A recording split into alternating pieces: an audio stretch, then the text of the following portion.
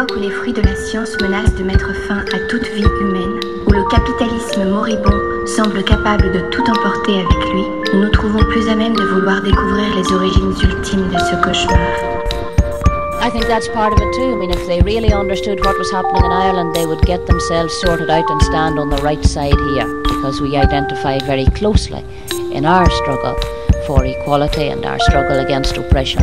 In fact, the whole inspiration of our civil rights movement 10 years ago came from the black movement of America. And it looks to us from where we stand at home that our people are being oppressed with the active assistance of our people. We find that very sad. But this is where, power comes into it. I mean, upper class men oppress both men and they oppress women. Every man oppresses women. I mean, they have the chance to oppress the women they marry, their daughters.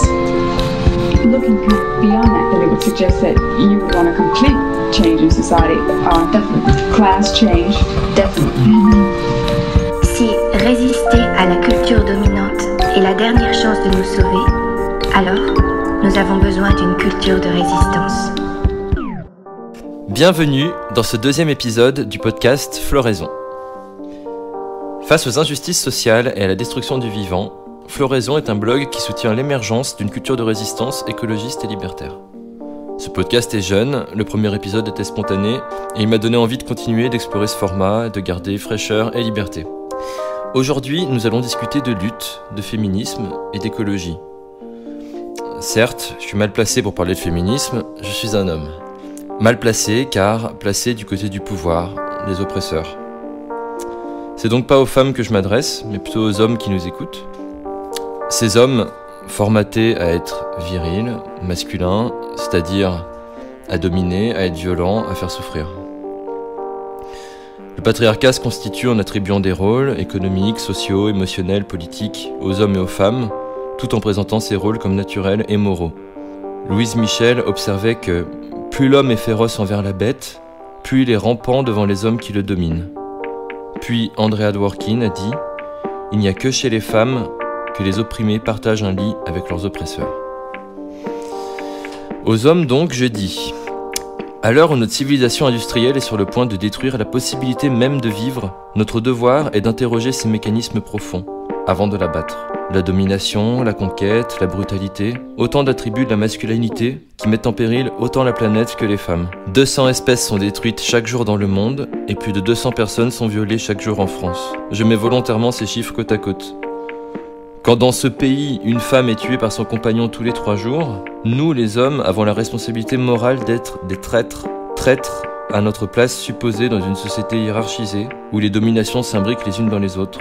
Traîtres au patriarcat, traître au pouvoir. Si féminiser la société d'un point de vue libéral serait d'avoir plus de femmes patronnes, chefs, nous rejetons cette perspective.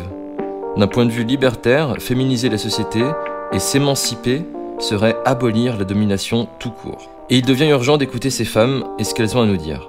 Voilà pourquoi on reçoit aujourd'hui 2 femmes qui ont participé aux mouvements sociaux récents, qui se sont peut-être croisées dans le mouvement des Gilets jaunes ou des marches pour le climat, 2 personnes qui, à mon avis, ont des choses à se dire. Bienvenue donc à Juliette, autrice de La meuf avec les mots, militante écologiste, et Maëlle, militante également et étudiante dans les études urbaines. Merci d'avoir accepté mon invitation, les micros sont ouverts, faites comme chez vous, je vous écoute. Merci Lorenzo. Merci le chat. Par où commencer Si t'as dit un truc, ça me donne un point d'accroche. En fait, j'ai l'impression que je vais énoncer des évidences après ce que tu viens de dire, Lorenzo, parce que tu décris le comportement des hommes comme hyper dominateur et qu'ils doivent devenir des traîtres à leur privilège un peu.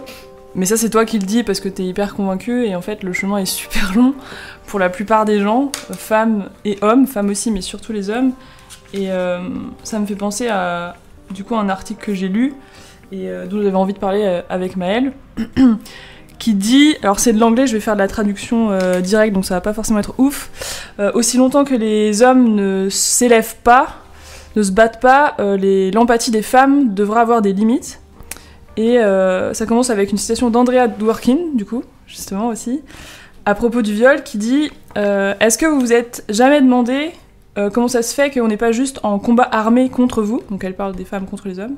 C'est pas parce qu'il y a une pénurie de couteaux de cuisine dans le pays, c'est juste parce qu'on croit en votre humanité en dépit du bon sens et contre toutes les évidences qu'on a sous les yeux. Et je trouvais ça, enfin j'aimais trop la façon dont c'était formulé, que c'est à la fois c'est hyper hard en mode en fait vous vous rendez pas compte à quoi vous échappez, quoi, que vous mériteriez, la situation mérite que on vous pourchasse et on vous extermine, mais on le fait pas parce que on a la, je sais pas, du coup je sais pas si c'est une bêtise ou si c'est une qualité, sûrement entre les deux, parce que on a décidé de croire que vous étiez quand même des humains, quoi. Oui, en fait ça revient à est-ce qu'on essentialise en fait la femme comme quoi c'est avant tout quelqu'un qui fait preuve d'empathie, de douceur, de compréhension face au patriarcat, ou du moins face aux hommes. Oui, je pense que c'est à la fois bien qu'on n'aille pas, qu'on soit dans une démarche presque pédagogique avec les hommes, mais pour moi c'est assez limite et je pense qu'à un moment donné, si on va pas plus loin que l'empathie et tout ce qui va avec, on n'arrivera jamais à faire advenir en tout cas une société où les femmes ont véritablement leur place. Ouais, complètement. En fait, du coup, ça fait genre, on a double charge. Non seulement on doit se battre pour s'émanciper, ce qui est déjà ça demande une force incroyable, et en plus, il faudrait que on fasse attention à pas le faire trop violemment ou trop vite ou trop durement, et en prenant en compte les fragilités, les faiblesses, les peurs des gens en face, pour pas les bousculer et pour... Ouais, moi aussi, ça me paraît infaisable, et en même temps, je vois pas... Enfin, comment dire, j'ai un peu l'impression qu'on est dans une impasse, parce que pour que ça arrive, pour qu'on aille vers une égalité, j'ai pas envie de filer le pouvoir aux hommes. Il y a plein... Enfin, j'entends pas mal de féministes qui disent c'est aux hommes de faire des efforts, et je veux bien, sauf que le fait est que la plupart des hommes s'en foutent, ils considèrent que le féminisme c'est pas un problème masculin, et du coup on est dans une espèce d'attente encore de délégation du pouvoir, et on attend qu'ils agissent et qu'ils changent et qu'ils prennent conscience pour que ça aille mieux, et ça me fait chier, ça me saoule, j'ai pas du tout envie de encore leur filer, leur déléguer le pouvoir, et en même temps quand même a priori c'est une situation d'oppression, il y a un opprimé, un oppresseur, ils ont, je veux pas dire chacun une responsabilité parce que c'est pas la faute des femmes si elles sont opprimées, mais elles ont, il y a des choses qu'elles peuvent faire, mais il y a aussi les hommes quelque chose que eux ils peuvent faire de leur côté. Ah oui, ça c'est sûr, mais après est-ce que c'est vraiment à nous les femmes en tout cas j'entends de montrer que le viol c'est mal. Enfin, je pense qu'à un moment donné il faut aussi qu'entre eux ils discutent 2 secondes et qu'ils se rendent compte de comment ils oppriment et ils dominent en tout cas la femme sur plein d'aspects. Mais en fait je trouve que c'est aussi un peu le problème du féminisme aujourd'hui, c'est-à-dire que soit on demande aux hommes de faire plus attention aux femmes, ou on est dans une requête, ou soit on prend le pouvoir, et dans ces cas-là on est aussi sur ce que dit Lorenzo en introduction, c'est-à-dire que c'est un féministe libéral ou néolibéral qui fait que la femme prend le pouvoir sur l'homme, et c'est pas... ce qu'il faut c'est arrêter de prendre le pouvoir, et c'est... Et sur la femme. Oui, bien sûr, ouais. Elle prend son pouvoir aussi sur la femme. Ah oui, c'est ça, ouais. Ouais, comment on fait pas que juste inverser les rapports de domination, mais carrément on les supprime. Ouais. Et ouais, c'est un truc que je sais pas trop comment faire, et du coup ça me fait penser à la situation dont je te parlais avant que les micros soient ouverts, que je suis allée dans une réunion pour essayer de préparer un festival sur la résistance féministe, et les nanas avec qui j'ai travaillé, en tout cas une grande partie, étaient voulaient vraiment qu'on fasse attention et qu'on dise ouvertement dans notre communication que on veut pas une guerre des sexes, qu'on n'est pas anti-homme, etc. Et on a un peu discuté là-dessus parce que moi ça me faisait réagir, et leur point de vue, je l'entends quand même, qui est bah oui, mais en fait si ça fait réagir les hommes et qu'ils se mettent à essayer de nous empêcher de faire quoi que ce soit, ça va être contre-productif. Donc c'est bien qu'il faut qu'on le prenne en compte, et en même temps c'est chiant et ça nous rajoute du travail, quoi. Mais si je peux rebondir, Vas-y. sur les Gilets jaunes, on a organisé une marche des femmes pour, déjà pour montrer que le mouvement est aussi porté par des femmes et pas que des hommes. Et la question s'est posée de la non-mixité ou pas de cette marche. Et moi, j'étais plutôt contre, parce que, contre la mixité, parce que si on fait une marche des femmes, et sachant que tous les samedis c'est mixte quand même, c'était aussi un moment qui permettait aux femmes de se regrouper, de s'unir, de véritablement aussi permettre un espace de liberté au sein de la marche. Et je me suis fait totalement huée, comme quoi le combat féministe est un combat avec les hommes, et en soi je suis d'accord, en effet, mais à un moment donné, si on est obligé à chaque fois de faire de la pédagogie comme quoi oui on est dominé, je trouve ça aussi très dommage. Mais en effet, il faut pas qu'on fasse une guerre de sexe, en effet, quoi. C'est pas l'objectif non plus. Ouais, et en même temps, c'est méga injuste parce que on a l'impression que les mecs se soucient de mixité que quand eux, ils sont exclus. Totalement. Parce qu'il y a des tas de situations dans la vie de tous les jours où il n'y a pas de femmes, et là, alors là, ça leur pose aucun problème. Ouais, c'est sûr, ouais. Et ça me fait penser à c'est pas tout à fait lié, mais un des bouquins que j'ai lu pour préparer cette discussion, c'est Fragile ou contagieuse de Barbara Ehrenreich et Deirdre English, qui parle du pouvoir médical sur le corps des femmes. Et ça pose la question, en gros, une des questions que ça pose, c'est pourquoi les hommes ne se battent pas pour une contraception masculine. Ça, c'est un des champs où c'est exclu. Enfin, la question de la natalité, elle est exclusivement mise sur les épaules des femmes, mais gérée en grande partie par un pouvoir médical masculin, ou en tout cas masculinisé. Et mais comment ça se fait ? Pourquoi est-ce que les hommes n'ont pas aussi envie de maîtriser leur pouvoir de natalité en dehors de la capote, qui, la plupart de mes copains dont j'entends parler, ce qu'ils me racontent, c'est que la capote, ça les satisfait pas. Je sais pas, les 3/4 des couples que je fréquente, ils l'utilisent pas, c'est la nana qui est en charge du truc. Comment ça se fait, à la limite ? Lorenzo, j'aimerais bien te poser la question. Toi, est-ce que... Enfin, du coup, peut-être que tu t'en as fait un combat, mais comment ça se fait que les hommes ne se battent pas pour une contraception masculine ? Bah ouais, c'est une bonne question. Moi, je pense que... En fait, enfin, pas moi, enfin bon... La classe des hommes se bat, en fait, pour contrôler la reproduction, mais dans le corps des femmes. Ouais. Et jusqu'au bout, quoi, ils le feront. Mais est-ce que toi, tu t'es battu personnellement pour essayer d'avoir une contraception masculine ? Est-ce que c'est un sujet qui t'a intéressé ? T'as fait des recherches ? Bah, il y a le préservatif, quoi, c'est la contraception masculine. Mais ouais, bien sûr. Et ça te va, et du coup, tu contrôles la tienne et c'est cool, quoi. Mais bien sûr, mais c'est au cœur du sujet. Est-ce que les hommes accepteraient, par exemple, de prendre une pilule pour être stérile ? Je suis pas sûr que ça se passe bien, parce qu'en réalité, en fait, on est dans une situation où on domine et on impose à la femme de contrôler elle-même ça.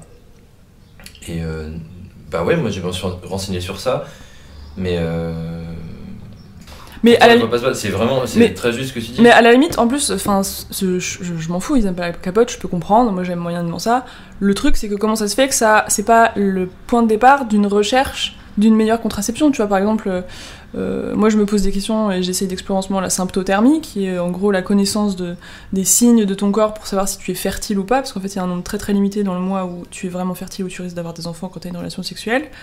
Je suis sûre qu'on peut développer la même chose pour les hommes. Un moyen, tu vois, en contrôlant les signes ou juste la température du corps, ou tu sais, il y a des espèces de slips chauffants, je sais pas quoi, c'est quand même pas hyper contraignant, et ça permettrait aux hommes de maîtriser de maîtriser en grande partie leur fertilité, ou en tout cas d'y participer, mais je vois pas autour de moi des hommes qui disent « Ah bah moi j'aime pas la capote, du coup, je me suis renseignée et j'ai acheté un slip chauffant, et du coup... Bah moi non plus, aucun, et ça n'arrivera pas. En fait, ça n'arrivera pas sauf de force. Parce que en réalité, chercher à contrôler le fait de ne pas avoir d'enfant pour un homme, c'est contrôler le corps de la femme plutôt que son propre corps. Oui, dans la continuité, par exemple, sur les luttes pour l'avortement, c'est tenu par des femmes et non des hommes. Alors que, quand tu deviens parent, tu deviens un peu parent à deux. Et c'est vrai que c'est assez dingue ce truc de dire que, non, les hommes ne militent pas pour leur propre aussi, ce dans quoi ils sont en jeu, quoi. Que ce soit la sexualité, l'enfant. Quand tu dis faut pas rentrer dans... Vous deux, vous êtes assez d'accord pour dire il n'y a pas une guerre de sexe. Non. Mais pourtant, Pourtant, nous, les hommes, la classe des hommes, tue les femmes, en fait. Une femme tous les 3 jours en France. Et ça, si c'est pas une guerre... En fait, c'est une guerre, mais juste, il n'y a pas de riposte. Il n'y a pas de riposte armée. Et moi, je parle aux hommes, là. Elles sont bien gentilles. Hein. Franchement, elles sont bien gentilles. Il y a eu même des époques où les femmes étaient séparatistes. Ouais. Je trouve ça hallucinant que les hommes se plaignent dès qu'ils sont exclus d'une réunion. Alors que c'est le geste émancipateur de base, quoi, la non-mixité, en fait. Ouais, c'est sûr. Mais je trouve que ça... Tu vois, par exemple, à la ZAD de Notre-Dame-des-Landes, il y a une partie non-mixte. Et toutes les femmes qui arrivent sur la ZAD, elles vont dans la partie non-mixte. Et je trouve que c'est tellement symptomatique de quelque chose qui se dit, non, mais à un moment donné, enfin... Oui, on a aussi envie d'avoir notre propre espace un peu safe, quoi. Mais c'est un truc qui... Je pense, j'y avais pensé en mode déconnade à un moment, mais j'ai lu un article ce matin là-dessus. C'est un truc qui pend au nez, en fait, si on continue d'aller toujours plus loin dans la direction qui est prise actuellement. L'article disait, il y a une étude qui a été faite qui montre que les femmes célibataires, donc non mariées, qui sont pas en relation avec un mec et qui n'ont pas d'enfants, vivent plus longtemps et sont plus heureuses que les hommes et que les autres femmes surtout. Alors qu'à l'inverse, les hommes, ils sont plus heureux et en meilleure santé, même physique, quand ils sont mariés avec une femme, tu vois. Oui. Mais en fait, le jour où vraiment on en aura marre, mais peut-être ce jour arrivera jamais aussi, c'est ça qui est... Je sais pas si c'est flippant ou si c'est encourageant, peut-être le jour viendra où on n'aura plus aucun intérêt en tant que femme à fréquenter des hommes, et on sera juste entre nous, et on vivra longtemps, et on sera heureuse. Et puis, mais en même temps, je dis ça, je rigole, parce que ça, enfin, je sais pas, je trouve ça loufoque, et il est un peu libérateur, et en même temps, je trouve ça triste, parce que j'ai pas envie de jeter le bébé avec l'eau du bain. Les hommes, c'est des oppresseurs et tout ce que tu veux, mais c'est aussi des humains qui ont des qualités, avec qui avoir des relations, c'est cool.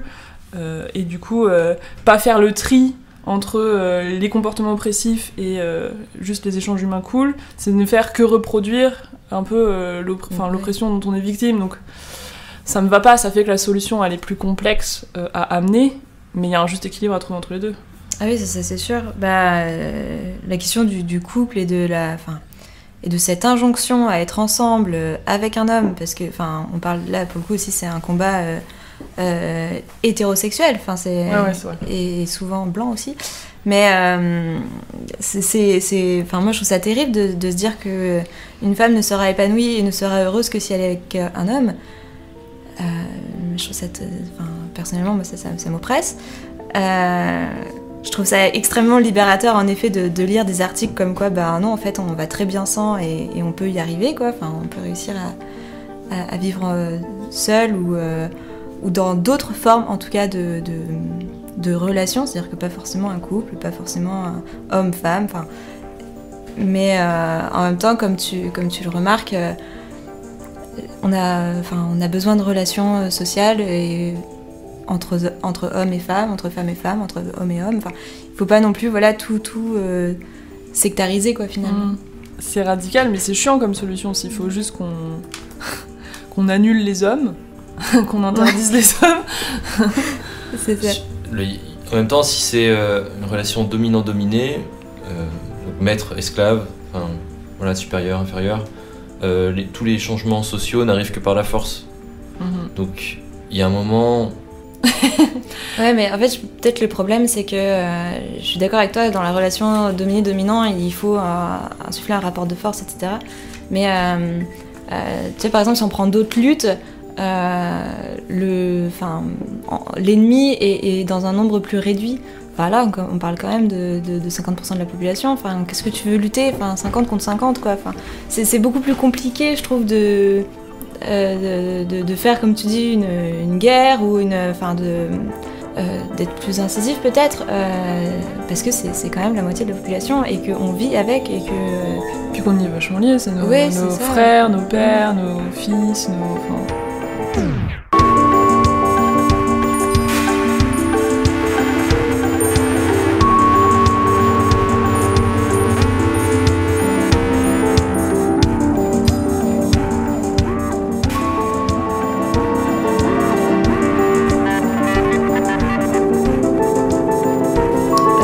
Virginie Despentes, dans King Kong Theory, qui introduit son roman pour un peu s'adresser à qui elle a envie d'écrire, et que je trouve que c'est un texte très beau parce que en fait il met toute la diversité de la femme et toute sa complexité, et qu'il n'y a pas qu'une seule façon d'être une femme, et qu'il faut tout accepter, que ce soit par rapport à son corps, par rapport à ses envies, à ses désirs, et que tout est en fait que toutes les femmes sont des femmes en fait, et qu'il ne faut pas faire de hiérarchie. Bref, je lis le texte. J'écris de chez les moches, pour les moches, les vieilles, les camionneuses, les frigides, les mal baisées, les imbaisables, les hystériques, les tarés, toutes les exclues du grand marché de la bonne meuf. Je commence par là pour que les choses soient claires. Je m'excuse de rien, je ne viens pas me plaindre. Je trouve ça formidable qu'il y ait aussi des femmes qui aiment séduire, qui sachent séduire, d'autres se faire épouser, des qui sentent le sexe et d'autres le gâteau du goûter des enfants qui sortent de l'école. Formidable qu'il y en ait des très douces, d'autres épanouies dans leur féminité, qu'il y en ait des jeunes, très belles, d'autres coquettes et rayonnantes. Franchement, je suis contente pour toutes celles à qui les choses telles qu'elles sont conviennent. C'est dit sans la moindre ironie, il se trouve simplement que je ne fais pas partie de celle-là. Bien sûr que je n'écrirais pas ce que j'écris si j'étais belle à changer l'attitude de tous les hommes que je croise. Pour moi, ça c'est une vraie parole forte, parce que ça dit que c'est un... En fait, dans les combats féministes, il y a souvent d'être une femme libérée, émancipée, il y a un schéma qui s'incarne derrière. Et moi, le féminisme que je vise, c'est celui qui accepte un peu toutes les femmes aussi, autant celles qui se maquillent que celles qui s'épilent pas, autant celles qui portent des jupes que celles qui portent des pantalons. C'est tout. Grave, je sais pas quoi rajouter après ça. Non, ça me fait penser à une anecdote personnelle qui m'est arrivée et que j'ai fini de creuser hier exprès pour pouvoir en parler aujourd'hui. Parce que tu dis, les changements dans des rapports de domination n'arrivent pas sans force et sans violence. Et du coup, j'ai un peu un exemple de ça avec mon conjoint, Vincent. Où je vais vous raconter, franchement c'est trop bête, et c'est pas une situation, j'ai pas été victime de violence physique quoi que ce soit, mais c'était un moment où clairement il y avait, en tout cas pour moi c'est joué une question de ma liberté versus la sienne, et l'habitude et nos conditionnements à tous les deux faisaient que j'ai plus tendance à faire des compromis sur la mienne que lui sur la sienne, et même que moi sur la sienne. Et là, j'ai tenu bon, et c'était hyper dur pour nous deux. Du coup, je vous explique. C'était un texte que je voulais publier sur ma page Facebook, La Meuf avec les mots. C'était d'ailleurs en rapport avec les gilets jaunes, un mec qui avait la main arrachée et un autre qui lui faisait un câlin, et j'avais trouvé ça super beau. Et j'ai écrit une espèce de mini super court poème, et je voulais le publier sur ma page avec la photo. Et je lui montre ça, je lui fais lire parce que je suis fière, et je le publie. Et là, direct, il réagit, il trouve ça cool. Et il me demande de modifier la photo, parce qu'il en a trouvé une en meilleure qualité. Voilà, il veut que je change mon post et que je mette ça. Je suis interloquée, tu vois, à la fois j'ai compris et j'ai vu, puis je lui ai fait verbaliser derrière son envie de contribuer, de participer, de rendre ça encore plus mieux. Et d'un autre côté, moi je m'en foutais. Ce que je voulais, c'était juste, on a compris juste avec l'image qu'il y avait, même en pixelisé, l'intention, et ce qui comptait c'était le texte. Et puis je sais pas, c'était mon truc, je l'avais déjà publié. J'avais pas envie, où je voyais pas trop l'intérêt de le changer, mais il a vraiment insisté au point que, c'était soit je disais oui, moi je me sentais vraiment contrainte à revenir en arrière, à accepter ça alors que je voyais pas l'intérêt, ou je résistais, et j'ai eu un moment où j'étais trop bloquée, et je me souviens que je lui ai dit ça, et c'est le truc qui a permis de twister la situation, c'est mais pourquoi est-ce que ça doit avoir à faire quelque chose avec toi ? Genre, en gros, en quoi ça te concerne en fait, ce truc-là ? Pourquoi je dois t'inclure dans l'équation ? Et ça l'a méga fait bugger, ça a été super dur à entendre pour lui. Mais il a entendu, il avait le visage hyper fermé et tout, et du coup sur sa page à lui, il a mis la photo qu'il voulait avec mon texte, machin, donc il a retrouvé un autre espace de liberté. Mais ça m'a vraiment demandé, je sais pas, tellement de force, et je me sentais hyper coupable, tu vois, au moment où c'est arrivé, de lui dire non et de rester sur mon non, et en même temps si j'avais cédé, je saurais vraiment été de la soumission, quoi. Enfin, en tout cas c'est ce qui se jouait en moi à ce moment-là. Et donc on en a reparlé hier, et on s'est repris la tête là-dessus, parce que lui il a du mal à le voir comme une situation de domination. Lui c'était pas ça son intention, mais il entend que pour moi ça aurait été de la soumission et ça lui allait pas non plus, et en même temps il aurait aimé avoir l'espace d'exprimer ce qu'il voulait faire, Et moi, à ce moment-là, j'avais pas envie de l'écouter, en fait. Tu vois, c'était genre juste, s'il te plaît, tu me laisses faire, tu me respectes, tu dis rien, tu t'effaces, et juste, tu me soutiens. Et voilà, du coup, je trouvais ça intéressant parce que, je sais pas, c'était une situation où la violence habituelle de la soumission était facile, et j'en connais le coup, et je sais la gérer, et la révolte et le fait de montrer les crocs, c'était inhabituel, et ça me demandait un effort supplémentaire, mais ça a permis qu'il se passe une troisième chose, enfin, une alternative inhabituelle, qui est que j'ai pu faire ce que je voulais, j'ai préservé ma liberté, et finalement... j'ai trouvé ça cool parce que je l'ai pas infantilisé lui, tu vois, j'ai pas essayé de prendre soin, ah bah non il va être déçu, machin, non, genre, en fait, c'est ton besoin, bah vas-y, prends-en soin, moi je prends soin du mien. Voilà, je trouvais ça cool, je trouvais que ça illustre bien. Mais c'est sûr que c'est dur, d'autant plus dans nos... je trouve que c'est beaucoup plus simple de s'indigner de la domination des hommes avec des hommes qu'on ne connaît pas, avec des hommes qui ont juste rien à voir avec nous. Et en fait, quand ça nous touche dans l'intime et dans la sphère relationnelle proche, c'est beaucoup plus compliqué d'être révolté, d'être indigné. Et c'est pas pour rien que je sais pas, que la plupart des viols se passent dans l'espace intime, que la plupart des nominations se passent dans l'espace intime. C'est parce que à ce moment-là, on baisse les gardes, on dit ok, c'est bon, on est ok entre nous, et en fait non, on n'est pas ok, et que c'est un espace aussi de lutte. Et je pense que c'est l'espace le plus dur en fait. Ça me fait dire, il y a plein d'hommes qui voient pas le problème en fait. Et là on se rend compte, en fait les femmes elles le disent pas forcément, en fait elles intériorisent tout, elles nous préservent, elles nous ménagent. Elles ménagent la violence, elles l'acceptent en partie, puis ensuite elles essayent de répondre d'une façon plus calme. Et du coup c'est facile pour un homme, je pense, d'avoir des relations avec des femmes, que ce soit sa copine, sa conjointe, sa maman, sa fille, enfin sa sœur, et de se dire en fait il n'y a pas de problème, ça se passe super bien nous dans notre famille ou dans notre relation, et c'est parce qu'en fait elle vous le dit pas. Ça me fait penser à une phrase d'un autre bouquin, je dis juste la phrase sans contexte, mais je trouve que ça illustre tellement bien ça, c'est « Nous déployons autant d'efforts pour faire de notre mieux que pour contenir le pire ». Et je trouve, c'est exactement ça, tu vois, c'est vraiment la double peine de tout le temps être en train d'essayer de me libérer, de prendre la parole, d'être moi, de pas culpabiliser, machin, et en même temps de pas devenir folle de rage en fait, parce que j'en ai marre d'être considérée comme ça, de pas... ça rejoint le texte sur la colère, finalement. Qu'une femme, dès qu'elle exprime un peu le fait qu'elle est en désaccord, ou que en fait elle a pas le droit d'être en colère parce que sinon elle est hystérique, parce que sinon elle est complètement folle, et je trouve que c'était assez chouette l'article qu'on a lu toutes les deux. En fait, la colère est attribuée aux hommes, et la seule émotion que peuvent avoir les femmes, c'est soit de la tristesse, soit de l'empathie.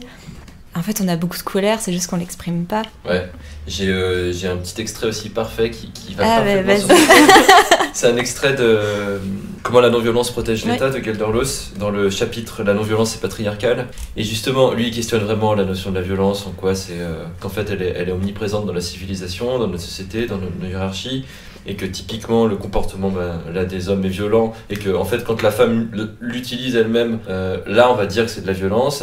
Vis-à-vis du viol et d'autres formes de violence contre les femmes, la non-violence formule les mêmes sermons que le patriarcat enseigne depuis des millénaires. La passivité, le tendre l'autre joue et le souffrir dignement sont présentés aux opprimés comme des attitudes louables. Parce que le patriarcat prescrit clairement une violence masculine à sens unique, les femmes viendraient perturber cette dynamique de pouvoir et non la renforcer si elles retrouvaient leur aptitude à la violence. Encore une fois, le fait que des femmes se réapproprient leur aptitude et leur droit à recourir à la force ne suffira pas à mettre un terme au patriarcat, mais c'est une condition sine qua non de leur libération, ainsi qu'une forme utile d'autonomisation et de protection à court terme. Ouais, ça me fait penser à une discussion que j'avais eue, qu'on avait eue avec un copain, justement sur la non-violence, que lui, il revenait d'un voyage complètement persuadé, convaincu que la non-violence, c'est l'avenir, c'est ce qui va permettre de faire changer les choses en s'appuyant sur les trois grands pontes historiques de la non-violence, qui sont tous les trois des hommes d'ailleurs.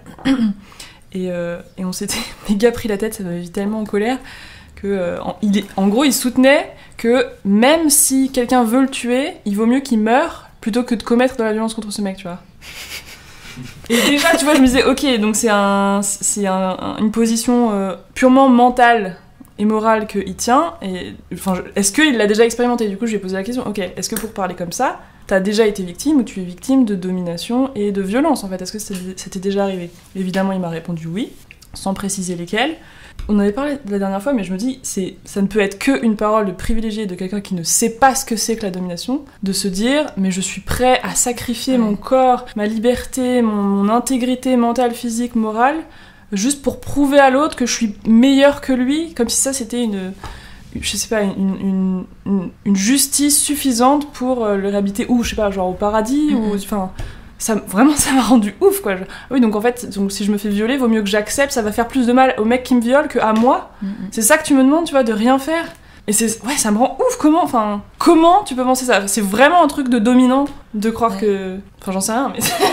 Ah non, mais si, vraiment, ouais. Et ouais, bah, tu vois, tu parles de viol, mais je trouve que c'est totalement ça aujourd'hui, et c'est comme ça qu'on nous dit, quoi, ben, t'as été violée, mais tais-toi, enfin... Genre, on sait que c'est dur, mais va faire ton chemin, va faire ta psychanalyse, et que, en fait, aujourd'hui, les agresseurs sexuels ne sont absolument pas réprimandés, ni quoi que ce soit, et je trouve ça totalement fou de se dire qu'aujourd'hui, nous, encore, on se tait, et qu'on doit se reconstruire, sachant que on n'aura pas... en tout cas fait justice ou ne serait-ce qu'exprimer cette chose-là. Je trouve ça horrible. Moi, je trouve qu'après un viol, bah non, il y a tellement de violence qui est arrivée sur moi que j'exprime le besoin aussi de moi-même, enfin, dire que cet homme-là doit aussi payer, quoi.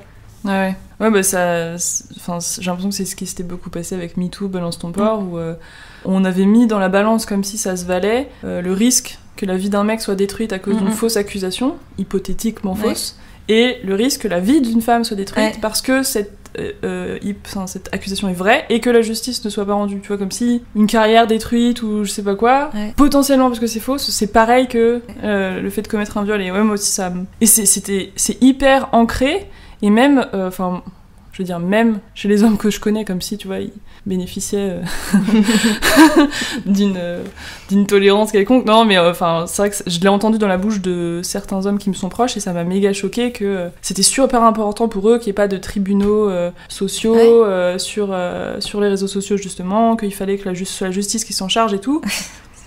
Sauf que la justice, elle s'en charge pas. Mais tu vois, encore une fois, une position morale en mode non, mais en fait, ce serait mieux que ce soit la justice qui s'en charge. Ouais, ok, mais c'est pas le cas. Qu'est-ce qu'on fait? Est-ce qu'on se tait? Est-ce que machin? Et ils en démordaient pas en mode non, en fait, ça va pas de dénoncer, tu vois. Comme si la dénonciation créait la réalité. Alors que la réalité, elle a lieu en amont. On la pointe du doigt. Mais le poids de ce qui se passe après repose encore sur la femme qui dénonce. Et ça me fait penser, à propos de la culture du viol, à une conférence où j'étais allée, où la conférencière disait, mais dans les communautés qui subissent encore plus de discrimination, comme les communautés noires, il y a des femmes dénoncent encore moins les viols parce que ça va attirer l'opprobre sur toute leur communauté dans l'ensemble, tu vois. Ouais, ça fait encore un point en plus. Bah, dans ce même bouquin, elle dit que en gros, donc, pour dénoncer un viol aujourd'hui, c'est extrêmement compliqué et il faut passer par des étapes un peu horribles, de se dire, enfin, c'est vraiment horrible.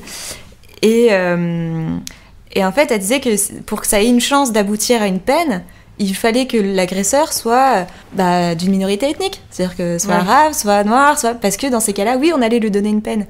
C'est totalement, mais je trouve ça complètement dingue. Enfin, on punit mieux les viols qui correspondent à nos stéréotypes, donc c'est-à-dire commis par un autre dangereux, un autre violent, un autre pas civilisé, un autre sale, un autre pauvre.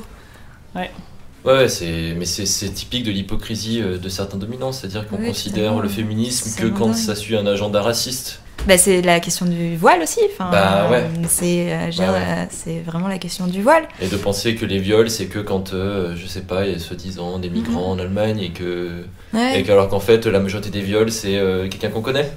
En fait, c'est chez toi le viol. Et puis même sur cette histoire, je sais pas si tu parles de ça, du festival en Allemagne, où il y avait eu un certain nombre de viols commis à ce moment-là, et ça a fait un esclandre pas possible dans les médias.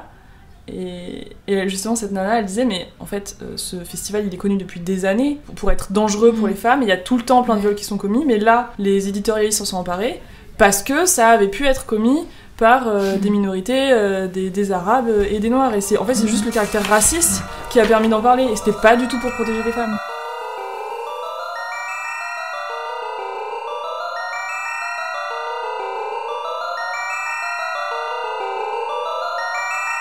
J'ai une question pour Juliette. Donc sur La Meuf avec les mots, ton blog, le 15 novembre dernier, donc à 2 jours de la première mobilisation des Gilets jaunes, tu lançais un cri de colère au mouvement climat. Tu écrivais: je pense qu'il se joue un truc important ces jours-ci qu'on est peut-être en train de passer à côté. En choisissant de ne pas nous mobiliser le 17 novembre, nous risquons de signer une fracture entre les écolos et le reste de la population. Quels sont tes ressentis et ton expérience 6 mois plus tard? Juste après une marche pour le climat. Ah putain. Nous sommes en mai 2019. Ah bah écoute, ce cri de colère, je pourrais continuer à le pousser en fait, parce que moi effectivement j'ai senti... Enfin j'ai pas senti venir, genre je suis pas une prophétesse, mais juste j'ai vu émerger sur mon fil d'actualité Facebook plein de... En fait à la base j'ai vu émerger chez mes potes écolos des messages anti-gilets jaunes. Avant même la naissance du mouvement, tu vois, en mode oui moi je ne marcherai pas le 17 novembre, je reste chez moi, machin. Et ça m'a méga interloqué, du coup je suis allée farfouiller dans tous les forums, tous les groupes gilets jaunes que j'ai vus.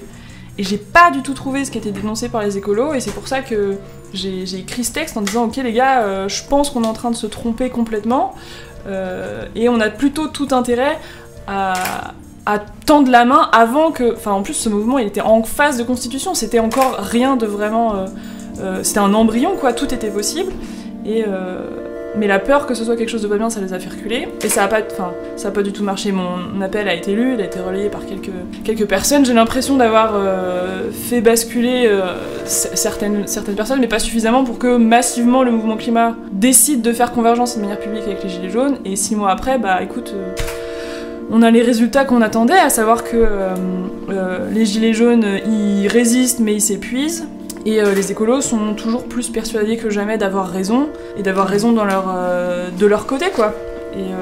Et ça me conforte dans l'idée que le mouvement écolo, c'est surtout ça va être une lourde condamnation que je fais, mais c'est surtout un mouvement identitaire qui permet de se définir par opposition à un autre, plutôt que une vraie lutte contre le réchauffement climatique et pour protéger la biodiversité, quoi. Si tu me permets juste de revenir sur ta dernière phrase, je dirais plus que c'est identitaire, je dirais même que c'est élitiste aujourd'hui. Mais je trouve ça horrible. Enfin, ouais, non, mais c'est horrible. Vraiment. En le pensant, en disant, oui, mais c'est le cas, et c'est ce mépris de la classe populaire qui, parce qu'elle a besoin de sa bagnole pour aller bosser, ben ouais, elle a vraiment besoin de sa bagnole pour aller bosser parce qu'elle habite en périphérie. Je trouve ça totalement dingue de dire qu'elle n'est pas écolo et qu'elle ne pourra jamais, parce qu'elle ne fait pas les petits gestes, elle ne pourra jamais être écolo. Ouais. Et moi, ça m'a profondément marqué pour la marche en mars, où donc moi, je fais partie de l'organisation en tout cas, je fais partie de comment on organise les manifestations, etc. Et pour la marche de mars, on avait texto dit, on aimerait rejoindre la marche pour le climat qui part du Vieux-Lyon. Et on avait envoyé un message pour savoir à quelle heure on se retrouvait au mouvement climat, qui nous a dit, mais véritablement, il ne vaut mieux pas que vous veniez, vous êtes pas appréciés chez les Gilets verts. Ouais. Et je trouve ça tellement violent. Ouais. Bah ouais. ça m'étonne pas. J'avais été dans 2 ou 3 fois, j'ai mis le pied dans l'organisation des marches climat, moi, côté Gilets verts, avant que ce soit les Gilets verts. Et je suggérais qu'il y ait une convergence. Et en plus, il y avait un délégué des Gilets jaunes qui étaient venus exprès à nos réunions pour porter un message pour porter leur message et leur soucis, leur inquiétude écologique vis-à-vis de leur situation. Enfin, je sais pas, eux, ils étaient vraiment, en plus qu'ils tendaient la main, en fait, vraiment, ils venaient pour faire avec nous. Ils ont pas du tout été bien accueillis, avec beaucoup de méfiance, et il y a rien qui a été fait. Donc ouais, ça m'étonne pas, et je suis méga déçue. Après, encore une fois, c'est pas tout noir ou tout blanc, il y a des villes où il y a des vraies convergences qui ont été faites, et il y a des groupes, en fait ça s'est vraiment décliné de manière locale, mais avec une mosaïque locale qui était très spécifique. Genre je sais qu'il y a eu au Pays Basque par exemple, la convergence elle s'est faite un peu instinctivement, à savoir que les écolos prêtent leurs locaux pour que les Gilets jaunes puissent faire des réunions, etc. Enfin... Oui, bien sûr, c'est divers et c'est complexe, et c'est ça qui est chouette aussi, mais heureusement, oui, peut-être qu'on revient sur les... On est d'accord que quand on dit écolo, on parle de ces écolos-là. De ceux-là là-bas. Parce que ici, on est quand même écologistes, quoi. Plutôt radicaux, quoi. Et en fait, ça, c'est un mouvement très socio-centré, et du coup, duquel découle un énorme mépris de classe. Ouais, et urbaine. Ouais, et urbain, ouais. Et on se demande justement si en fait l'écologie c'est pas un prétexte moral en fait. Pour moi, moi je suis très critique, c'est peut-être pas le... Mais pour moi, aller marcher pour le climat aujourd'hui, tous les 15 du mois, c'est pour se déculpabiliser de rien faire d'autre. Et surtout ne pas converger avec les gilets jaunes, c'est encore plus méprisant parce que eux ils y sont tous les samedis et qui, enfin, j'ai envie de dire, ils sont pas un petit peu plus sur le terrain que les autres. Même si les petites actions de désobéissance civile faites par Alternatiba et autres sont médiatisées, il faut savoir que les gilets jaunes font aussi beaucoup d'actions qui sont absolument pas médiatisées et qui pourtant susciteraient ou en tout cas évoquent des combats écolos assez durs et radicaux pour le coup. T'as entendu parler d'actions qui pourraient être intéressantes ? Oui, bien sûr. Quand on parle de blocage économique, le mot blocage, il est là. Et on n'est pas dans faire chier Macron, on est sur faire chier le capital et mettre vraiment des graines dans ces rouages-là. C'est pas, ça va au-delà de la démission de Macron. Alors en effet, dans le mouvement des Gilets jaunes, c'est tellement divers et peut-être qu'on ne s'accorde pas, mais il y a quand même une branche d'écologie radicale qui est présente, ça, c'est sûr. Ouais. Et même rien que si on regarde par les actions, c'est écolo en fait. Le fait de bloquer le transport, c'est écolo. Clairement, bloquer un fret, bloquer un port, plateforme, le port de Feyzin a été bloqué. Voilà, c'est moins d'industrie, c'est moins de pollution, c'est moins de CO2. Mais là, si on juge au CO2... Et après, par exemple aussi, ils sont... parce qu'on est quand même chez toi, il faut aussi parler d'institutions. Mais...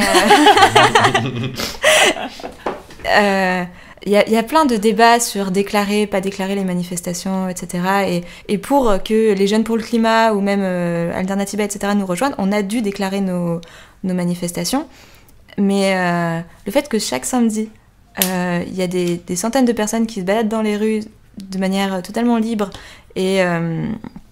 enfin, libre non, parce qu'on est souvent contraint quand même par les forces de l'ordre. Mais... même du rapport de force qu'ils insufflent, ils sont beaucoup plus forts et que les marches pour le climat, quoi, concrètement. Quoi. Ouais. Moi, une des premières choses que je m'étais dite quand je les ai vus faire, donc il y avait avant le 17 novembre, mais après, du coup on est allé au 17 novembre en plus, et moi un truc qui m'avait scié, ça faisait je sais pas 2 ans, 3 ans que j'étais militante écolo, que j'avais fait plusieurs types d'actions, machin, mais juste le culot qu'ils avaient d'organiser des manifs totalement spontanées, erratiques, qui allaient hyper vite dans les rues, qui changeaient de rue, qui traversaient des autoroutes pour éviter les forces de l'ordre, qui se retrouvent à bloquer des trucs vraiment chiants.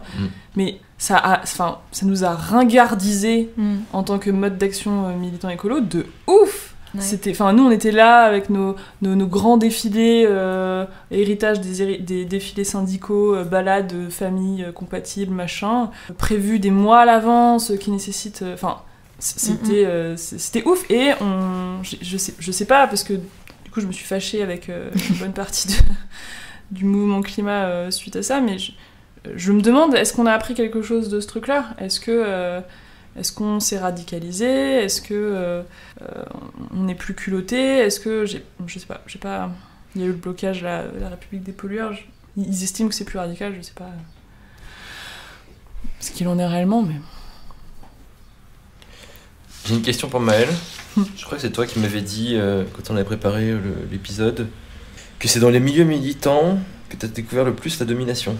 Oui, c'est vrai. C'est fou ça. C'est fou, c'est triste, c'est très très triste. C'est très très triste parce qu'on s'y attend que ce soit des milieux un peu éveillés, un peu sereins et bienveillants, quoi. Ben pas du tout. On peut peut-être d'abord parler des Gilets jaunes parce que c'est quand même aussi là où c'est le plus récent, mais... Le fait est qu'en AG, on est allé des fois une centaine, on va dire, et que ce soit que des hommes qui prennent la parole, que ce soit aussi que des hommes qui se mettent en colère, que quand ce sont des femmes, elles sont souvent coupées dans leur discours, qu'on les écoute pas forcément.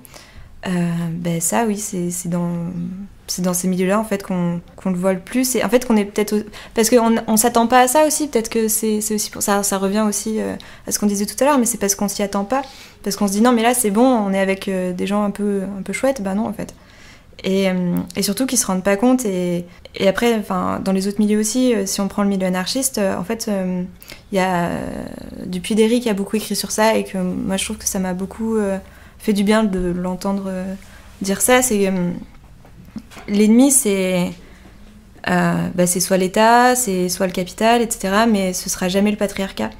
Et ils comprennent pas que, en fait, ils reproduisent des dominations internes, mais fortes, parce qu'on parle aussi d'agression, de viol, etc. Enfin, je veux dire, c'est pas non plus que seulement couper la parole, c'est aussi physique que ça se produit. Et je trouve ça horrible. Et par exemple, j'écoutais une émission sur la aide féministe et en ZAD, et même dans les ZAD, il y a des agressions sexuelles. Enfin, moi, ça me paraît totalement fou.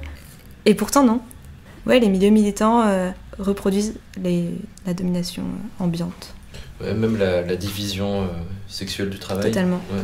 En ZAD aussi, c'est vrai que les gens viennent de la façon dont ils ont été socialisés aussi. Mm-hmm. Et c'est vrai que malheureusement, parfois, il y a des comportements super oppressifs en fait, masculins. J'ai vu ça. Mais bon, les beaux côtés, c'est qu'il y a une autre gestion de l'espace en commun, voilà. Oui. Mais ça, clairement, comme tu le dis, tant que le patriarcat n'est pas mis au centre des luttes, en fait, c'est facile de l'ignorer. Bah oui, c'est sûr. Mais c'est vraiment super triste à dire, mais de se dire que oui, ce sont toujours les postes de secrétaire dans les associations, c'est quoi ? C'est des femmes qui les tiennent à chaque fois. Celles qui font la vaisselle dans les milieux militants, c'est les femmes. Enfin, et par exemple, moi j'étais super choquée du compte-rendu de Saint-Nazaire des Gilets jaunes, qui était même pas féminisé. Et quand on l'a dit, on nous a vraiment dit non mais fais pas chier. Bah je sais pas, en fait on parle d'émancipation, excuse-moi si toi t'es pas... Enfin en fait ça doit être ta lutte aussi quoi. Enfin peut-être que dans les milieux climat ça va peut-être autre chose mais... Ah non. Ah non, c'est pareil. Et je te rejoins aussi dans la... Je suis encore plus déçue que d'habitude parce que, je sais pas, naïvement je me dis, en fait si tu remets en question une domination ou si tu commences à te poser des questions, bah ça contamine tout le reste. Donc tu vas être forcément plus sensible à tous les autres types de domination, mais pas du tout en fait. Effectivement, moi dans mes dernières expériences, un endroit où je me suis sentie le plus dominée presque de toute ma vie, c'était une réunion avec des pontes du mouvement climat et je leur ai dit à la fin, en fait, je reviendrai pas parce que c'était horrible et ça pose problème à personne.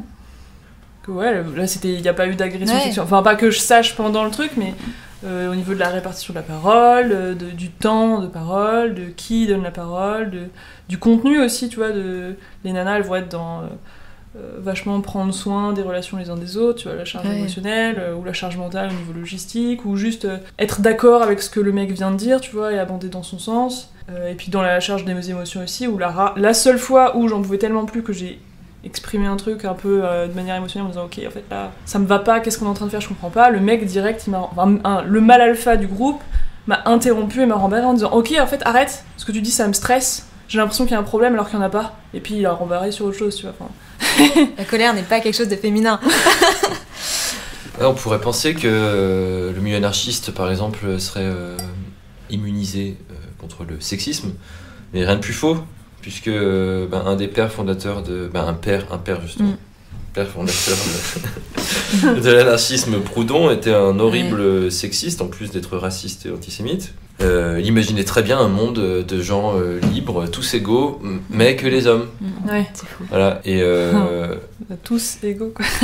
Il se trouve que dans les expériences anarchistes qui ont porté des fruits, c'est quand en fait les femmes sont auto-organisées pour se défendre en fait, et au sein même des organisations anarchistes, former des groupes féminins anarchistes. Donc je pense aux femmes libres en fait de la CNT, de la FAI en Espagne pendant la Révolution, et je pense aussi au Rojava. Clairement ça n'arrive pas sans ça, et là ce que je suis en train de dire, si moi je me sens d'une sensibilité libertaire et que le peu de choses que je sais sur la condition des femmes, c'est pas parce qu'en fait Proudhon ou Bakounine ou Kropotkin l'a dit en fait, parce qu'en fait il y a des femmes qui à un moment en fait sont rebellées à l'intérieur même de ces mouvements pour en fait que les hommes qui en faisaient partie écoutent. En réalité on est tous plus ou moins dominants-dominés, alors certains beaucoup plus dominants que d'autres, mais c'est très facile en fait d'être aveugle sur ses propres dominations parce qu'en fait, ça voudrait dire que la place qu'on a dans la société, les privilèges dont on bénéficie, le salaire qu'on a, ça dépendrait d'autre chose que notre simple travail. C'est toujours difficile à admettre ça. Faut de l'humilité. Ouais, mais c'est vraiment ça. Le truc qui me fâche quand j'arrive à parler de sexisme et de féminisme dans les milieux de lutte où je suis, c'est que tout de suite le réflexe c'est de faire une hiérarchie des luttes, tu vois. C'est de dire ok, mais oui, sauf que là c'est pas ça le sujet, tu vois, c'est pas ça le principal, c'est pas ça. Après, une fois qu'on aura sauvé le climat, on s'occupera de féminisme. Ça, et visiblement, moi, du coup, je suis blanche et je suis milieu socioculturel aisé, donc le fait d'être une femme, c'est la seule domination que je subis. Et j'imagine que c'est la même chose pour les autres types de domination, qu'on leur répond, mais oui, le racisme, on s'en occupera une fois qu'on aura sauvé le climat, ou une fois qu'on aura défoncé le capitalisme, ou pareil pour la pauvreté, enfin bref. Et je trouve que juste le principe de hiérarchie, comme si les souffrances et les dominations pouvaient y avoir une échelle, ça c'est pire que ça, etc. Essayer de les hiérarchiser, c'est un problème. Mais je trouve que le principe de l'intersectionnalité, ça fait un beau pas de côté par rapport à ce truc-là, de se dire ok, en fait, ça existe en parallèle, et tout est lié, il y a des gens qui concentrent ça, et c'est plus que la somme juste des parties, ça donne un truc spécifique, et du coup, je cherche pas des directions intéressantes pour lutter contre tout en même temps. Du coup, moi j'ai envie de parler aux hommes blancs, privilégiés, voilà, qui pensent, qui sont sensibles par exemple à l'écologie, qui se disent le climat d'abord, c'est important parce que sinon on va tous mourir. En fait, il faut bien comprendre ce qui est à l'origine de cette catastrophe actuelle, et en fait c'est des rapports de domination, c'est-à-dire que si on questionne juste le bilan carbone d'un État, en fait on passe totalement à côté du problème, en fait, le problème qui est de base très philosophique, qui est le rapport de la domination. En fait, si on est aveugle à la colonisation et à la division de la société en genres, on comprend pas en fait ce qui a créé les conditions aujourd'hui de la catastrophe. Donc en fait, vous pourrez pas lutter pour sauver en fait votre planète dans laquelle vous êtes privilégié. Vous pourrez pas sauver cette planète en fait sans remettre en question tout le système qu'il y a derrière et dans lequel en fait on a une place bien confortable. C'est certain. Moi en plus, je pense qu'on sera pas libre si on n'est pas toutes libres. Enfin, véritablement, on pourra jamais dire qu'on va renverser l'État si encore une fois il y a 50% de la population qui est encore dominée. Enfin, c'est juste pas possible. Enfin, je sais pas. En fait, on a besoin de toutes les forces et de toutes les luttes pour arriver à la lutte. Enfin, pour moi, il y a pas quelque chose qui est supérieur à un autre, quoi. Enfin, pour moi, le combat féministe est autant légitime que le combat contre le réchauffement climatique ou pour l'écologie et contre le colonialisme et en fait, il faut faire des alliances entre toutes ces luttes et en effet, il faut bien comprendre qu'elles sont toutes interreliées, quoi, et qu'elles proviennent de la même source, quoi. Mais c'est toi qui dis super bien ça avec ton chat, que en gros, si une liberté n'est pas partagée par tout le monde, c'est que c'est un privilège. Oui, c'est ça. C'est quoi la différence entre la liberté et un privilège ? C'est qu'en fait, il n'y a pas d'égalité. Un privilège, c'est une liberté sans égalité. Donc en fait, c'est pas une liberté, c'est un privilège. Il y a de liberté que s'il y a égalité. Et il y a d'égalité que s'il y a liberté. Les deux sont indissociables. Ouais, et du coup, j'aurais envie de suggérer alors, puis vu qu'on parle de féminisme, aux hommes, que si une nana quelconque dit qu'il y a un problème, c'est qu'il y a un problème, quoi. Parce que c'est un truc qu'on me répond souvent, ça me fait penser à ce que tu disais, qu'il faudrait que toi, t'as pris conscience de ce qui se passait, Lorenzo, en écoutant les femmes autour de toi, parce que tu peux pas en avoir connaissance par toi-même, parce que tu t'es pas sujet de cette domination. Mais c'est un truc qui est super difficile, en fait, de suggérer aux hommes qu'il faut juste qu'ils écoutent, qu'ils se taisent vraiment, en fait, qu'ils ferment leur gueule, et qu'ils écoutent sans remettre en question, parce que j'ai l'impression qu'il y a plein de femmes qui essaye courageusement de mettre le truc sur le tapis et direct c'est remis en question. Ah mais t'es sûr, mais ça concerne que toi, mais t'as mal interprété, mais c'est pas vrai, mais moi j'ai vu ça les choses autrement. Aussi moi j'en ai marre quand on me dit oui mais tu sais les hommes subissent aussi le patriarcat. Certes, mais je pense qu'on n'est pas sur le même Ah oui mais non. Non mais tu vois, enfin c'est juste non mais tu sais le truc de la masculinité, nous aussi, enfin vous les hommes vous subissez aussi. Oui voilà c'est ça. Mais je pense qu'il faut faire deux poids deux mesures quoi. À un moment donné on va se calmer sur ta répression à toi et Et encore une fois, en fait, je te parle de moi, écoute-moi au lieu de te recentrer sur toi-même, quoi. Voilà. Et puis du coup, ça veut dire que ça t'intéresse, donc. Ouais. Voilà. Bah, ceux qui pensent comme ça, faut pas oublier qu'en fait c'est un rapport de domination de l'homme sur la femme. Donc en fait, sûr, oui, l'homme en souffre, mais à la base, c'est la domination de la femme. Donc en réalité, les femmes ne sont pas anti-hommes quand elles vous disent ça. En fait, elles sont juste pour la libération des femmes. Non, puis s'ils en souffrent et qu'ils aiment pas être des oppresseurs, bah génial, arrêtez. Ce sera très bien. Mais c'est ça qui est, moi, je trouve qui est super important dans les combats féministes. On en a beaucoup parlé sur. Pour moi, un homme ne peut pas se dire féministe parce que, il subit pas toute la domination du patriarcat. En revanche, il peut totalement s'allier à la lutte et à la cause, ça c'est sûr. Et c'est aussi comme, par exemple, je pense qu'être féministe blanche et être féministe d'une minorité ethnique, c'est aussi autre chose. Et que moi, si aujourd'hui, sur un débat sur le féminisme, je donnerais la parole en fait à une femme issue d'une minorité ethnique, parce que c'est encore elle qui subit encore plus de domination. Dire que les hommes sont féministes aujourd'hui, pour moi, c'est s'accaparer encore une fois le devant de la scène, quoi. Et c'est encore une fois une preuve de domination à l'intérieur même d'une lutte. Ça n'a rien à... c'est totalement absurde, quoi. Ouais, carrément. Bah, c'est clair que ce qu'on peut attendre des hommes, je pense que c'est limité. Faut pas qu'on compte sur eux. Mais par contre, moi je sens comme ça peut être des alliés au sens où ils peuvent alléger une partie du poids. Tu vois, par exemple, j'ai autour de moi quelques hommes qui ils me facilitent pas la tâche, mais quand même, c'est vraiment des soutiens. Et toi, Lorenzo, t'en es quand même un exemple. Bah, non mais je te demande pas ton avis en fait. Je te le dis. T'es sérieux? Si, parce que tu me donnes la parole et tu valorises cette parole au moment où moi-même j'en doute en fait. Et ces doutes, probablement ils font partie de moi, ma personnalité en tant que Juliette, mais probablement qu'ils sont hérités et construits par la position sociale que j'occupe. Et je me souviens par exemple très bien d'une fois où j'avais été invitée sur un live d'un copain youtubeur pour parler justement des gilets jaunes. Et comme c'est pas facile pour moi de prendre la parole de manière publique sur un sujet qui était aussi médiatisé, je t'ai proposé ma place. Et tu l'as refusé. Et tu m'as expliqué pourquoi, et tu m'as accompagné à ce truc-là. Et là, t'as vraiment été un soutien. Tu m'as pas jugé, tu m'as pas dit que j'étais nulle, ou que... T'as pas non plus dit, écoute Juliette, ce que tu dis c'est absolument incroyable, il faut vraiment que tu partages ça avec le monde. Non, juste, dis, en fait, moi je suis un mec cis, blanc... etc. Et en quoi ça va être plus intéressant que toi, ta position, et puis t'es venu avec moi. Ça m'a vraiment aidé.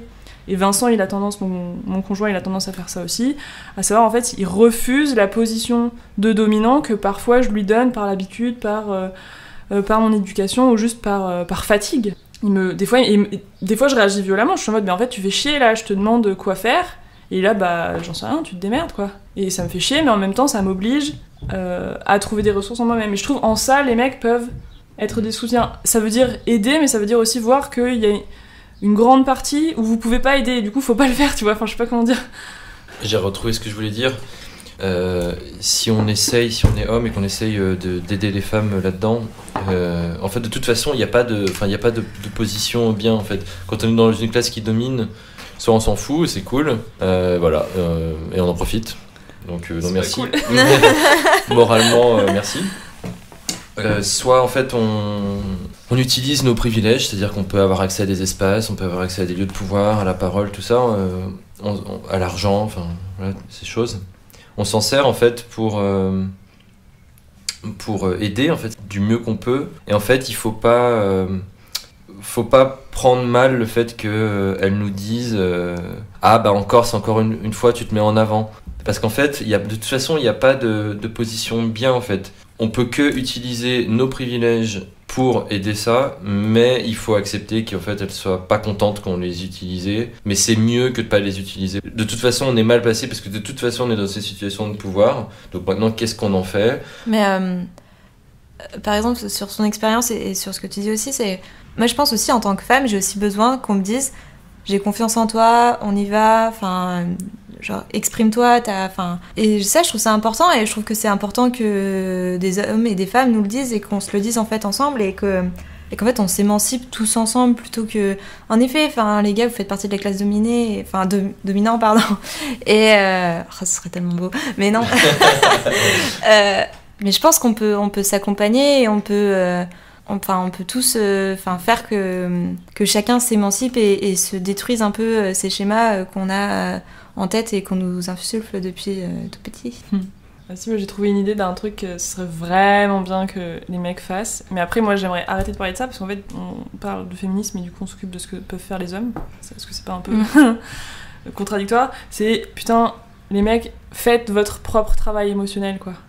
Ouais. Genre apprenez à ressentir, reconnaître et gérer vos émotions et donnez-y de la place et faites du développement personnel et lisez des putains de bouquins d'épanouissement à la con, fleurs bleues et tout, parce que c'est nous qui le faisons en grande partie et c'est chiant et ça nous bloque, et comme on vous aime, et ben on le fait quand même parce que on n'a pas envie que vous souffriez, etc. Mais vraiment c'est pesant, quoi, et on aurait tellement d'autres choses cool à faire. Si on n'avait pas à faire ça, tu vois, on pourrait passer notre temps à lire des bouquins et des essais sur la politique et tout, plutôt que de s'assurer que machin est pas triste et qu'il est pas trop oppressé par son boulot et que son chef il est pas trop méchant. Et ouais, ça serait vraiment cool.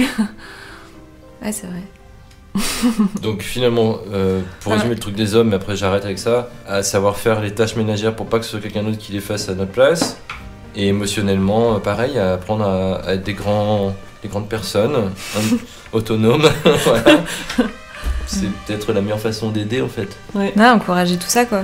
Encourager l'émancipation de la femme, quoi. Apprendre à écouter, à fermer sa gueule.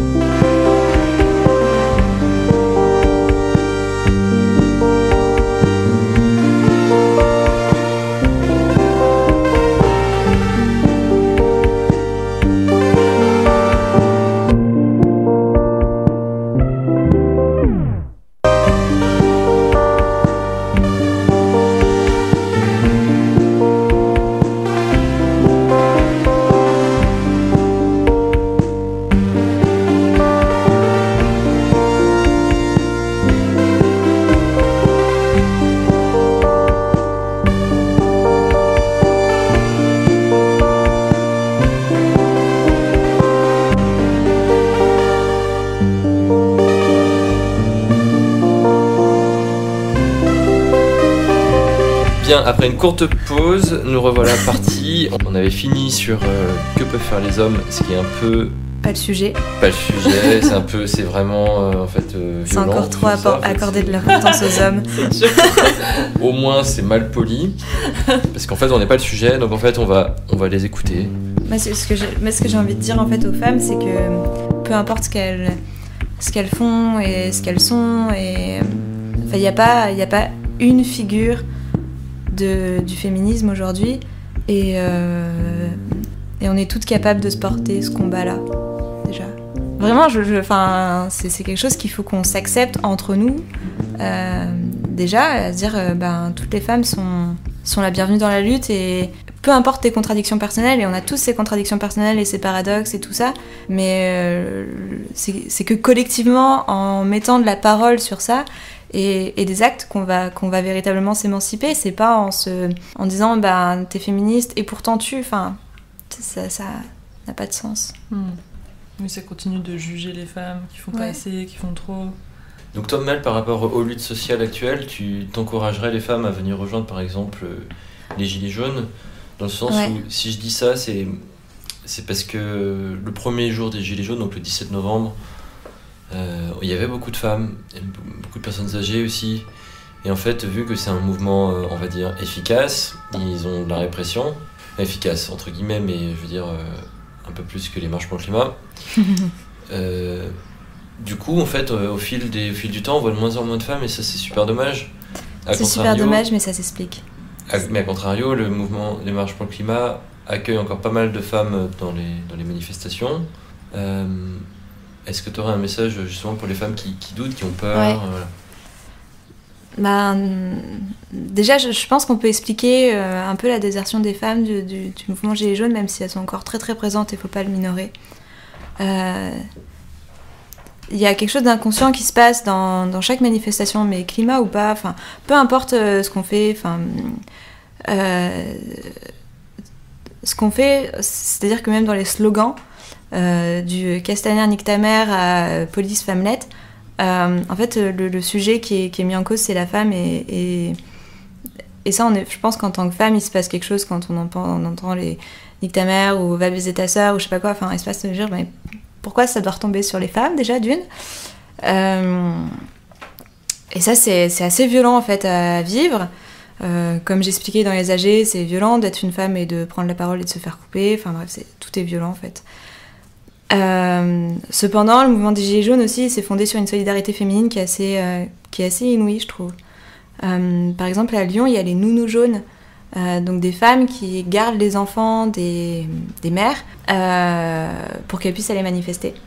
Et enfin, moi, je trouve ça formidable. Enfin, je trouve que c'est une solidarité, presque une sororité qui est inouïe aujourd'hui. Enfin, j'ai jamais entendu parler de collectifs qui gardaient les enfants pour que les gens aillent faire de la politique. Enfin, c'est un peu la première fois que j'entends ça et je trouve ça très beau.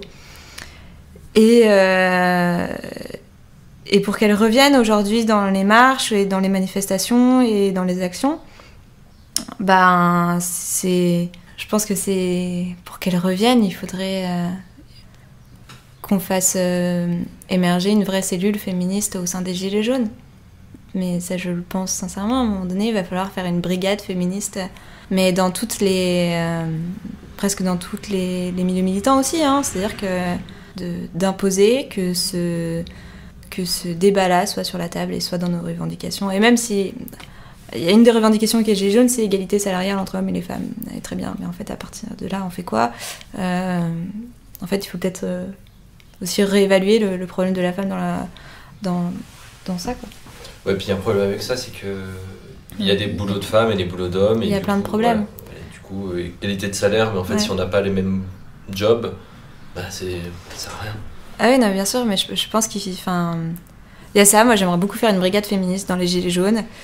Et j'aimerais aussi beaucoup qu'on fasse de l'éducation populaire sur le féminisme aujourd'hui au sein de tous les mouvements militants. C'est-à-dire qu'à un moment donné, il faut mettre le sujet sur la table et l'imposer et en discuter. Grave, moi je suis trop d'accord. Et puis ça me plairait trop en vrai. Moi, je suis venue à la première et à, je crois, encore 2 après manifestation Gilets jaunes les samedis et j'ai pas osé revenir en fait, j'ai eu peur. J'ai eu peur de la répression, j'ai eu peur de la violence. Puis je me sentais pas à ma place, je m'identifie pas totalement aux Gilets jaunes au sens où je suis pas en galère comme ils ont l'air de l'être. Mais en même temps, je soutiens à fond ce pourquoi ils se battent. Bref, petite question de légitimité aussi. Et une brigade de femmes, ça me plairait trop parce que ça me permettrait aussi de me réapproprier le machin et de me sentir en sécurité. Et pour l'éducation populaire, à fond, tu parlais, Lorenzo, en présentant floraison de culture de résistance, et je trouve qu'il y a vraiment un truc à creuser là-dedans, de donner aux femmes une culture de résistance féminine et féministe, et de leur donner le goût d'être libre, parce que le moment où, dans les situations où tu t'en prends plein la gueule, moi, les fois où ça m'est arrivé, c'était vraiment ça qui me permettait de pas m'effondrer et de pas me soumettre, c'était juste de me dire, en fait, c'est trop bon quand je suis vraiment libre, et ça mérite que je me batte pour ça, quitte à ce que ce soit dur, quitte à ce que... Et y compris avec des gens qui sont proches et avec qui c'est encore plus difficile, etc.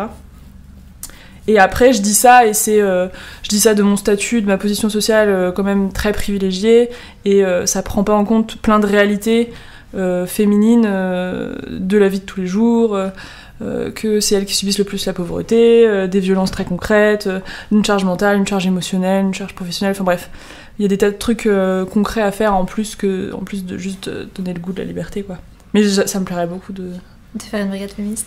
Ouais, et puis tu vois, au Rojava, ils font des maisons de la femme, et je trouve ça trop bien, quoi, qu'il y a un lieu où juste le but c'est d'émanciper et que ça passe par des stages, par des ateliers, par des conférences, par des réseaux. Moi, je pense aujourd'hui, il faut qu'on l'impose aussi, parce que... Mais vraiment, ce truc de la marche des femmes, moi, ça m'avait tellement choquée, et je m'étais tellement engueulée avec plein de gens à ce sujet-là, et à un moment donné, il faut arrêter aussi qu'on se demande la permission de « on peut faire une assemblée non mixte ou une réunion non mixte, ou on peut se faire un... » Et ça, je trouve ça hyper important aujourd'hui de se réapproprier et de faire, en fait, véritablement la chose, et d'arrêter de se poser la question de notre légitimité, de demander la permission à, ou de... Ouais, complètement.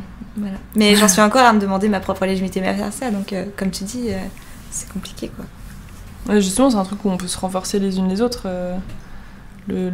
l'idée là du festival de résistance féminine, tu vois, il n'y a pas un mec dans le processus et on arrive à s'encourager parce qu'on est pour l'instant 5 nanas avec nos forces, nos faiblesses respectives et ensemble on couvre un peu, on maille un peu tout le truc, tu vois. Ouais. Tu peux parler de ce que c'est ça ? Bah pour l'instant c'est pas grand chose, mais en gros l'idée c'est ce serait de faire un... Alors je vous parle avec mes mots et je suis pas forcément la plus radicale, mais la plus politisée et un peu la plus guerrière des 5. Et moi du coup l'image qui me parle c'est que j'aimerais que ce soit un camp de perfectionnement pour des nanas qui sont déjà un peu sensibilisées au truc. On a décidé de s'adresser dans un premier temps d'abord à des nanas sensibilisées et de leur donner une espèce de vision globale du problème, de faire des liens entre plein de disciplines, plein de réflexions, plein d'angles, d'axes d'attaque de ce problème-là pour qu'elles repartent avec plein de références, plein d'outils, plein de contacts aussi, et qu'elles aient de la matière et des outils et de l'énergie pour créer une culture de résistance là où elles vivent. Voilà. Et on aimerait faire ça cet été, et voilà, pour l'instant c'est juste une idée. On n'a pas encore les moyens logistiques et de programmation de le faire, mais ce serait le projet, quoi, de lancer une espèce de mouvement de révolte et de résistance des femmes, quoi. Et ça, pour l'instant, c'est informel ou c'est autonome, on peut vous contacter si jamais on veut aider, par exemple ou pas encore. Pas encore, mais je peux pas ne pas saisir l'occasion de le faire. Du coup, j'invite les gens à me contacter moi, et puis je mettrai mon adresse mail dans... Ouais. D'accord. Ouais, et puis si jamais il y a du nouveau, on pourra le mettre sur le blog. Ok, très bien. Voilà. Bah du coup, vu qu'on est sur l'instant pub, j'en profite. Non, je suis aussi en train de monter un groupe de discussion qui s'appelle Collective Sauvage, et qui va être à partir de septembre des groupes de discussion en non-mixité, puis en mixité, puis en non-mixité, puis en voilà, sur un groupe de parole, d'expression et d'émancipation collective. Donc du news sur le blog de Floraison. Du news, alors c'est dans la région lyonnaise ? Oui, ce sera à Lyon. On est tous lyonnaises. Ah oui, mince. Lyonnais. Ouais, moi je pense que se rencontrer c'est un peu la base de tout ça en fait. Moi je pense qu'on n'arrivera pas tout seul dans notre coin et que c'est en parlant, en discutant, en créant des forces communes qu'on va réussir à petit s'émanciper dans tous les milieux en fait, que ce soit le milieu intime, personnel, que ce soit dans le milieu collectif, professionnel, et que ce soit dans le milieu militant évidemment et résistant. Puis en plus ça peut être ouf parce qu'on a sur nos épaules énormément de choses, mais du coup ça nous donne beaucoup de moyens d'action et de pouvoir. Le but c'est pas de le prendre, mais de fait on pourrait en avoir beaucoup, parce que le fait maintenant on est aussi dans la sphère professionnelle, mais on reste majoritairement en charge de la sphère domestique. En fait si on décide de faire des trucs, on peut toucher tout le monde, quoi. Chaque homme est relié à au moins une femme, donc à partir de là... Et c'est avec toi qu'on évoquait la grève des femmes, qu'on pouvait faire la grève des femmes une fois par semaine, mais ce serait totalement dingue. Enfin, ce serait genre quoi une grève des femmes, je sais plus. Ça veut dire quoi genre pendant 3-4 heures, les femmes elles sont pas là et oui. démerder quoi. Et je trouverais ça très drôle. Ah oui, c'est vrai. Ouais, je m'étais demandé qu'est-ce qui se passerait si les femmes faisaient plus leur charge mentale ou leur charge émotionnelle. Ouais. Mais peut-être que du coup les hommes en chieraient. Ouais. Du coup, ils travailleraient moins bien, que le patron serait pas content et que l'État s'effondrerait. Ouais, tout ça peut partir de là. Tout ça peut partir de là. Bah, beaucoup de révolutions sont parties de là.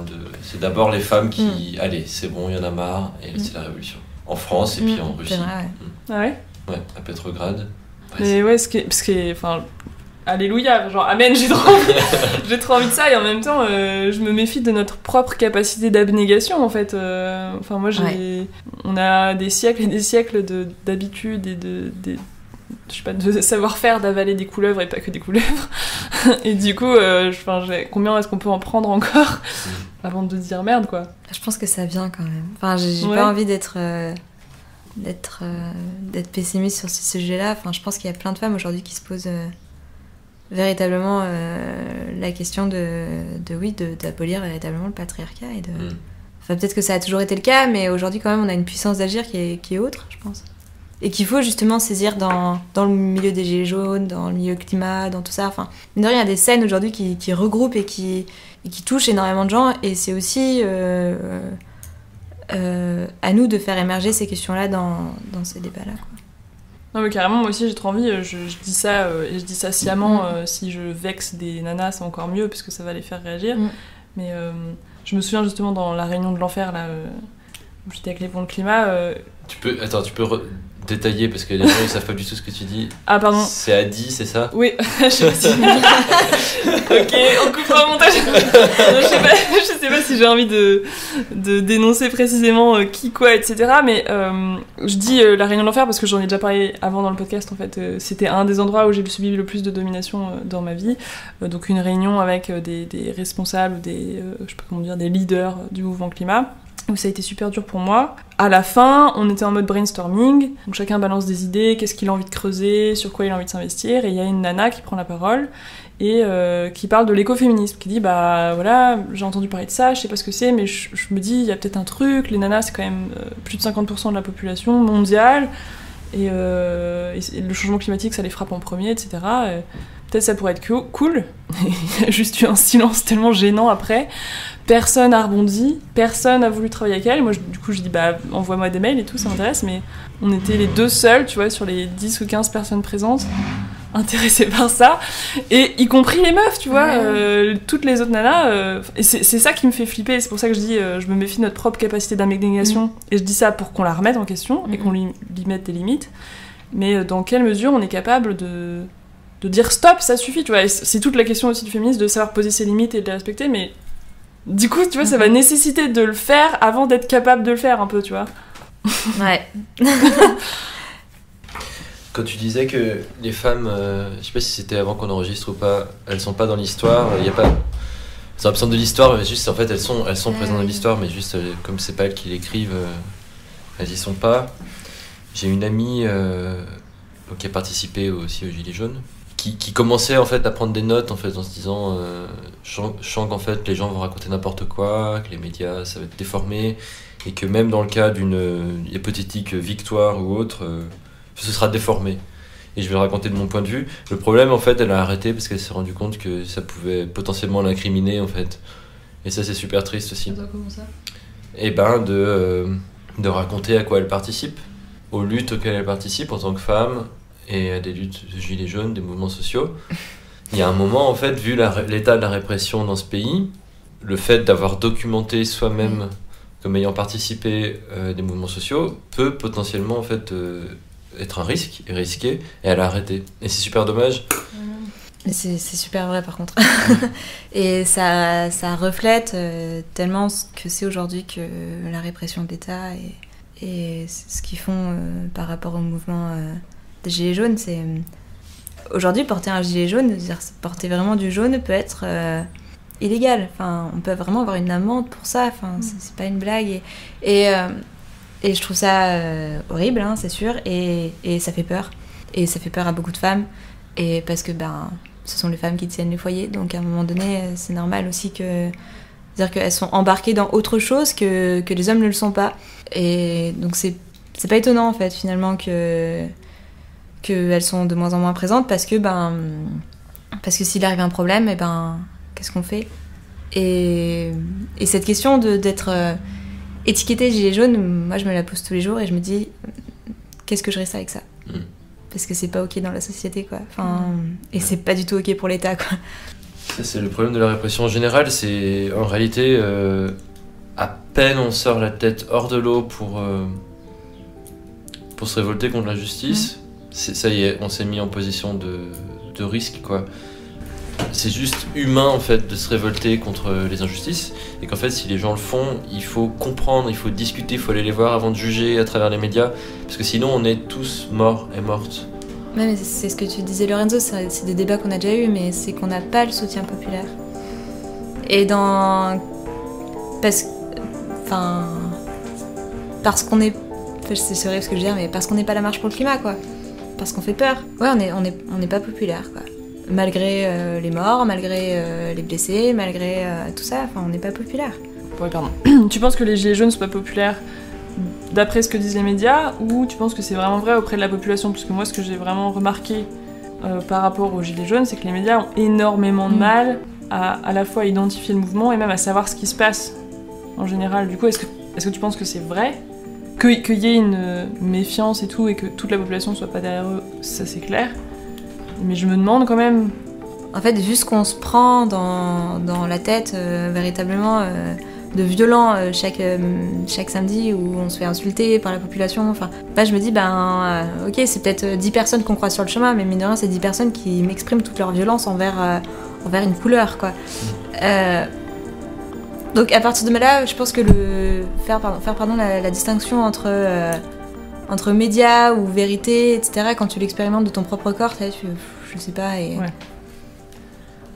Ça, c'est vraiment comme les trolls sur internet, c'est les plus bruyants qui sont les plus casse-couilles, mais on s'en fout qu'ils soient représentatifs ou pas. Ouais, c'est ce qui se fait le plus mal en fait, enfin, tu vois. Pour avoir été présent le 1er mai à Paris, devant l'hôpital La Salpêtrière, j'ai vu de mes yeux ce qui s'était passé. J'ai ressenti de mes genoux la répression policière. Mais 2 jours plus tard, je vois le traitement médiatique de ça. Je pense que nombre de personnes qui participent au mouvement des Gilets jaunes se rendent compte que c'est hallucinant le degré de manipulation en fait, des événements. Et c'est alarmant parce qu'en fait, si le pouvoir arrive à créer une section dans la population en disant eux, c'est des dangereux, eux, ils sont pas comme les autres, et en fait, eux, ils vont être très très facilement réprimables. Et en fait, il n'y a pas de solution parce que on a levé la tête contre les injustices, il n'y aura pas de retour en arrière, quoi. Mais maintenant, il faut que la population se rende compte que on en fait partie en fait, c'est nous. Enfin, il faut pas laisser faire ça en fait. Que les éléments qui se révoltent plus ou moins, qu'il y ait une fraternité ou une sororité entre les gens qui prennent plus ou moins de risques, parce qu'en fait si on se dissocie les uns des autres et c'est ce que veut le pouvoir, à ce moment-là, d'abord vont tomber ceux qui sont le plus dangereux et ensuite les autres parce qu'ils vous laisseront pas tranquilles en fait. Vous êtes les prochains sur la liste. La seule façon de s'en sortir, c'est d'être tous solidaires dans un même mouvement de résistance et idéologique. Et qui a la solution, qui sait si telle ou telle tactique en fait est la meilleure ou pas, on n'en sait rien et on doit pas juger ça, ça c'est des débats qu'on doit avoir en interne éventuellement, mais on doit garder en face l'ennemi et être solidaires les uns les autres, sinon vraiment on est mort, on va finir et on est peut-être dans les dernières générations à pouvoir se secouer, à pouvoir se secouer sans trop de risques non plus. Voilà, d'un point de vue sécuritaire et d'un point de vue écologique, quoi. Donc allez, au boulot. J'espère que ça parle, ce qu'on dit, que ça parle à des gens qui hésitaient, quoi. Évidemment, il y a toujours des gens qui seront imperméables à ça. J'espère que ça parle à des gens qui doutent, qui savent pas, qui ont jamais mis les pieds en manif, par exemple, qui savent pas. En fait, moi, le fait qu'ils mettent pas un pied en manif, j'ai envie de te dire, ça ne m'intéresse pas. Enfin, en soi, une manif, c'est quoi ? C'est un chiffre. Enfin, tu vois, genre ça ne m'intéresse pas.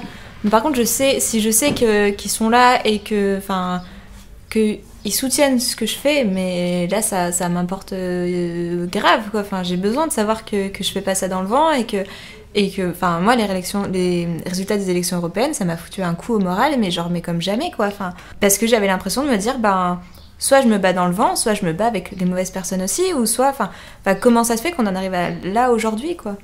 Et non, en fait, parce qu'il faut encore lutter, parce que rien n'est gagné, en fait. Et qu'il faut pas arrêter la lutte, en fait, c'est ce que je me suis dit.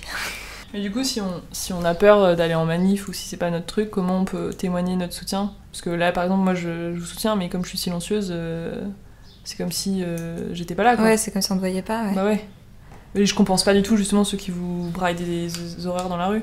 Je sais pas, par exemple, si t'es allé dans un live Facebook Gilets jaunes, pour moi déjà t'as...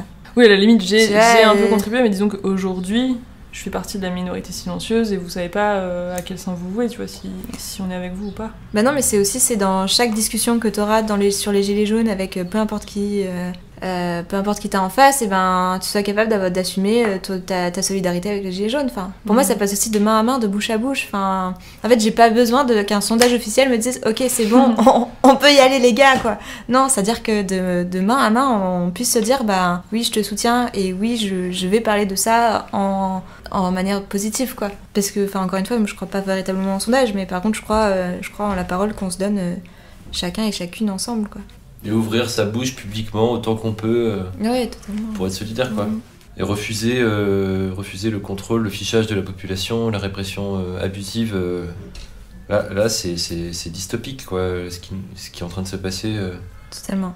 Mais en fait, ça vaut, mais pour toutes les luttes. En fait, c'est pas que pour les gilets jaunes. C'est-à-dire que peu importe que ce soit avec ta boulangère ou ton meilleur ami, c'est de dire non, je suis solidaire de ces luttes-là, je suis anti-patriarcal, je suis anti-capitaliste, je suis anti.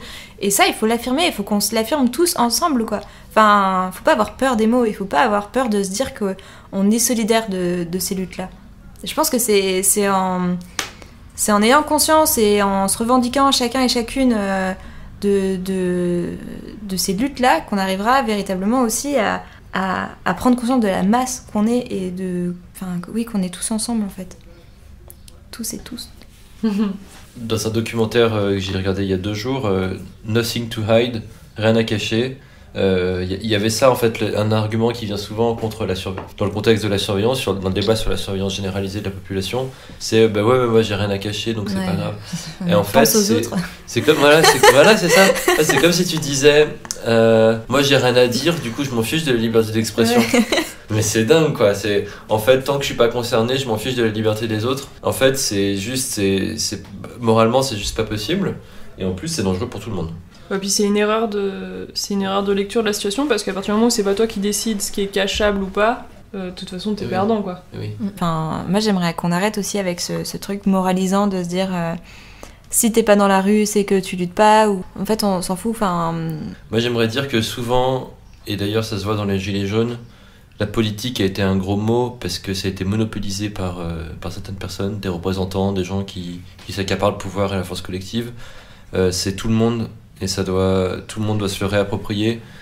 Il doit y avoir que des amitiés ou des conflits politiques et pas des hommes politiques. On doit s'organiser pour résister aujourd'hui, pour avoir une chance qu'il y ait encore de la vie sur cette planète. Éventuellement des humains ou d'autres animaux. Mais juste se réunir, s'organiser pour mettre à bas les dominations qui sont à l'origine de cette catastrophe. Et puis que le premier pas pour faire ça, c'est d'essayer de les comprendre en fait. Je suis dans une phase où c'est dur et où je fais pas grand chose, mais en fait, le truc que je continue de faire et que j'arrête pas de faire et qui me déprime, c'est que j'arrête pas de me gaver d'informations et d'explications et de savoir comment ça fonctionne et qu'est-ce que c'est, de le décrire et c'est indispensable comme première étape. Il faut véritablement ce concept de solidarité entre toutes et tous.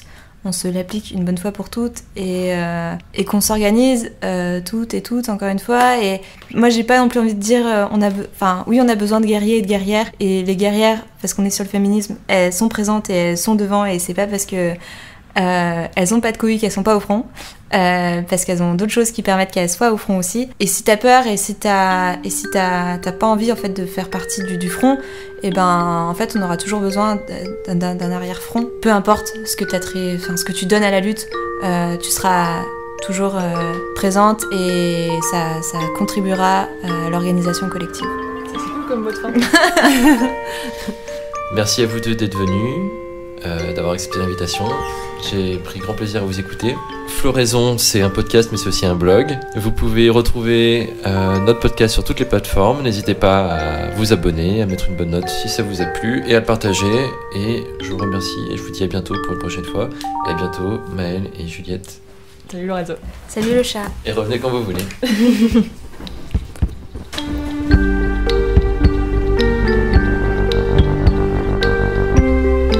But when people fight, that is something. It does grab the attention, and it should, because it's real stuff.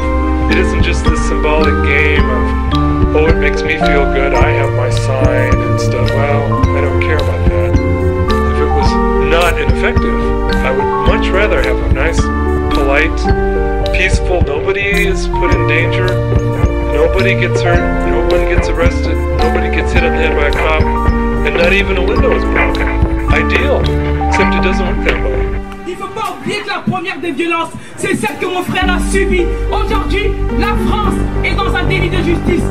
On n'a pas le droit, on n'avait pas le droit de tuer mon petit frère. Mon frère n'avait pas le droit de mourir le jour de ses 24 ans. Ça fait 2 ans que mon frère a été tué. Les gendarmes n'ont toujours pas été mis en examen.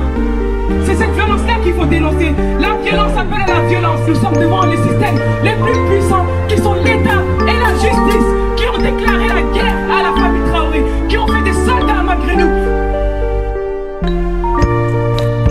qui ont fait des soldats our planet is dying. Actually, she's being drawn and quartered. We are on the verge of complete biotic collapse. And that is 500 million years of evolution gone. We are out of soil, we are out of species, and we are out of time. We really need to start thinking like a serious resistance movement, because this is a war. I know it's been going on 10,000 years. It feels like daily life. The lights are on, the cupboards are full, but this is a war. And if anyone is left to look back 100 years from now, they are going to wonder, what the fuck was wrong with us? That we didn't fight like hell when our planet was going down. Now you love something or you wouldn't be here. Whatever you love, it is under assault. Love is a verb. We've got to let that love call us to action.